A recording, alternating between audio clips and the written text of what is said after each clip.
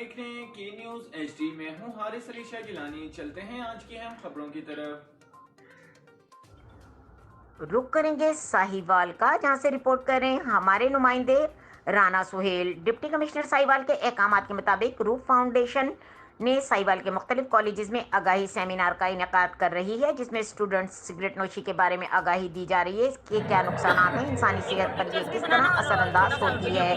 तफसीलात के मुताबिक आज रूफ फाउंडेशन की टीम ने ग्रुप ऑफ पंजाब कॉलेज के विजिट किया, जिसकी क़यादत रूफ फाउंडेशन के बानी इम्तियाज़ अली शाह ने की, जिसमें रूफ फाउंडेशन के अरकान ने पंजाब कॉलेज के स्टूडेंट को तंबाकू नोशी और इसके नुकसानात मुदल्लल हक़ाइक़ बयान किए, जिसमें स्टूडेंट्स ने बहुत दिलचस्पी ली।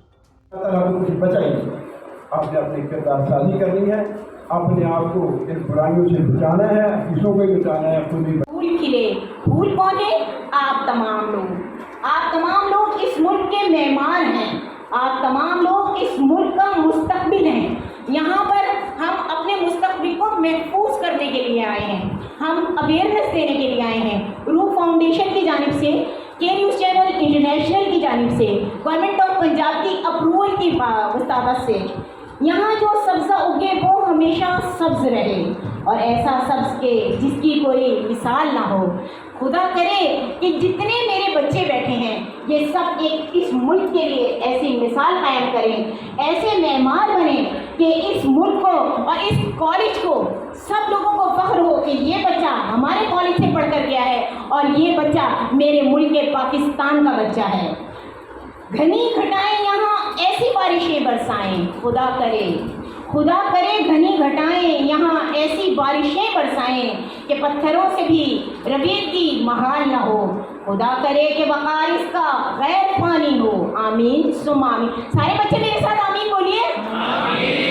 खुदा करे कि वक़ार इस। ये सबसे पहले 23 मार्च कब गुजरा है? ठीक है, 23 मार्च 1940 की क्या आपको पता है? इसकी है पता है आपको सब बच्चों को?